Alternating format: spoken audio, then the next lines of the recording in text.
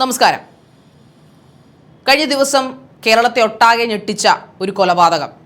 സ്വന്തം അമ്മ 3 വയസ്സ് 4 വയസ്സ് പ്രായമുള്ള സ്വന്തം കുഞ്ഞിനെ, പെൺകുഞ്ഞിനെ ആറ്റിലെറിഞ്ഞ് ഒരു കൂസലുമില്ലാതെ കൊലപ്പെടുത്തി തിരിച്ചു വരുന്ന CCTV ദൃശ്യങ്ങൾ കേരള ജനത ഒട്ടാകെ ഞെടുക്കത്തോടെയാണ് കാണുന്നത്. കേരളത്തെ മൊത്തം ഞെട്ടിച്ചൊരു വാർത്തയായിരുന്നു.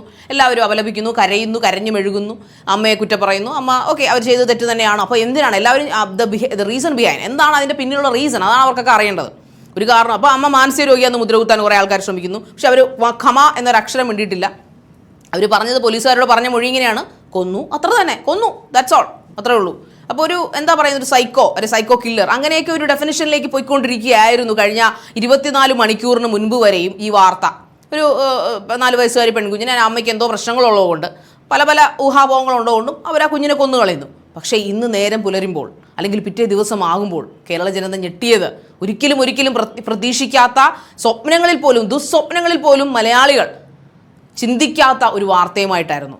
ആ പാവം പിഞ്ചുകുഞ്ഞെന്ന് തന്നെ, കാരണം ആ പിഞ്ച് തന്നെ ആയിരുന്നു അവൾ.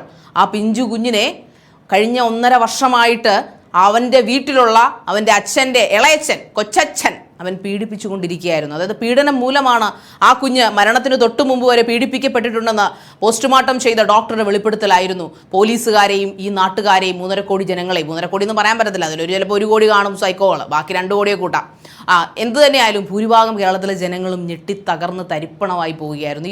ഈ വാർത്തകൾ റിയാക്ട് ചെയ്യുന്ന യൂട്യൂബ് വ്ളോഗേഴ്സ് ആയാലും, വാർത്ത ചെയ്യുന്ന മാധ്യമപ്രവർത്തകരായാലും ഹൃദയത്തിൽ ഒന്നും വിങ്ങിക്കൊണ്ടല്ലാതെ, ഇൻക്ലൂഡിങ് മീ ടു, വിങ്ങിക്കൊണ്ടല്ലാതെ, തേർഡ് ഐ ന്യൂസിൻ്റെ റിപ്പോർട്ടറായ എനിക്ക് പോലും വിങ്ങിക്കൊണ്ട് പോലും അല്ലാതെ ഈ വാർത്ത നിങ്ങളോട് സ്റ്റോറി ആയിട്ട് പറയാതിരിക്കാൻ സാധിക്കില്ല.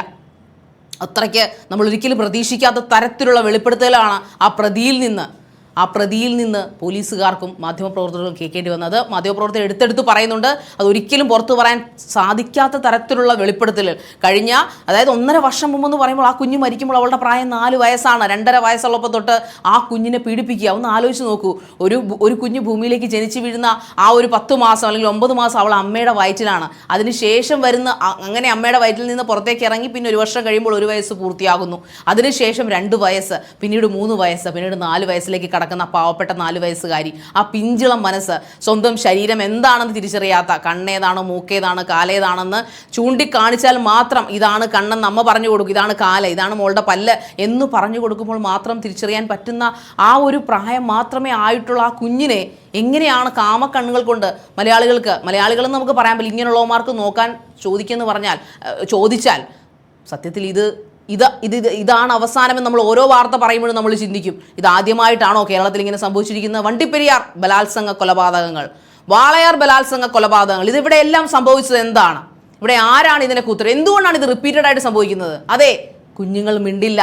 ഇതെല്ലാം സംഭവിക്കുന്നത് പുറത്തുള്ള നാടോടിയോ ബംഗാളിയോ ബീഹാറിയോ ചെയ്തിട്ടല്ല, സ്വന്തം വീട്ടിലുള്ളവർ തന്നെയാണ് ഈ ചെയ്യുന്നത്. അതായത് അച്ഛൻ്റെ സ്ഥാനം നിൽക്കുന്നവൻ, അമ്മാവൻ്റെ സ്ഥാനം നിൽക്കുന്നവൻ, അല്ലെങ്കിൽ അപ്പൂപ്പൻ്റെ സ്ഥാനത്ത് നിൽക്കുന്നവൻ, അമ്മയുടെ സ്ഥാനത്തോ ചിറ്റപ്പൻ്റെ സ്ഥാനത്തോ ഒക്കെ നിൽക്കുന്നവൻ, അതായത് കുഞ്ഞിന് വളരെ ഇമോഷണലി അടുപ്പമുള്ളവന്മാരാണ് ഇതെല്ലാം ചെയ്തു കൂട്ടുന്നത് എന്നുള്ള ദുഃഖകരമായ സത്യം. അതായത് ഒരു പെൺകുഞ്ഞും ആൺകുഞ്ഞും, പെൺകുഞ്ഞിനെ മാത്രം നമുക്ക് പറയാൻ പറ്റില്ല, ആൺകുഞ്ഞും അവനവൻ്റെ വീട്ടിൽ സുരക്ഷിതരല്ല എന്ന വേദനയോടെ കേരളം ഞെട്ടലോടെ ഓർക്കുകയാണ്. ഇനി എന്ത് നമ്മൾ ചെയ്യും? എന്താണ് ഇനി ചെയ്യാൻ പറ്റുക? ഒറ്റ കാര്യമേ നമുക്ക് ചെയ്യാനുള്ളൂ: ശിക്ഷ കൂട്ടുക മാത്രമാണ്. ഭരണകൂടമേ ഉണരുക, അതുമാത്രമാണ് നമുക്ക് തേർഡ് ഐ ന്യൂസ് ലൈവിന് കേരളത്തോടും ഭരണാധികാരികളോടും കേന്ദ്രത്തോടും, നമ്മുടെ രാജ്യത്തിന് ആരാണോ ഇതിൻ്റെ അറ്റം കാണാൻ ആഗ്രഹിക്കുന്ന, അല്ലെങ്കിൽ ആരാണോ ഈ നീതി നടപ്പാക്കുന്നവർ, അവരോട് പറയാൻ ഒറ്റ കാര്യമേ ഉള്ളൂ: കുഞ്ഞുങ്ങളോട് ഈ അതിക്രൂരമായിട്ടുള്ള, പ്രകൃതി വിരുദ്ധമോ പ്രകൃതി അനുകൂലമായിട്ടുള്ള പീഡനം എന്ന് പറയുന്ന സംഭവം ചെയ്യുന്നവനുള്ള ശിക്ഷ, അതാണോ പെണ്ണോ ആയിക്കോട്ടെ, അത് ഇനി ഒരിക്കലും ഒരു കുഞ്ഞിൻ്റെ നേരെയും മനസ്സുകൊണ്ട് പോലും പീഡിപ്പിക്കാൻ തോന്നാത്ത തരത്തിലായിരിക്കണം ഇനിയൊരു ശിക്ഷാവിധി ഉണ്ടാവേണ്ടത്. അങ്ങനെ ഒരു ശിക്ഷ ഇല്ലാത്തത് കൊണ്ട് മാത്രമല്ലേ കേരളത്തിൽ പിന്നെയും 3 വയസ്സുകാരിയും 2 വയസ്സുകാരിയും 4 വയസ്സുകാരിയും 5 വയസ്സുകാരനും ഒക്കെ പീഡിപ്പിക്കപ്പെടുന്നതെന്ന് ചോദിച്ചാൽ അതല്ലേ സത്യം? നിങ്ങളാണ് പറയേണ്ടത്.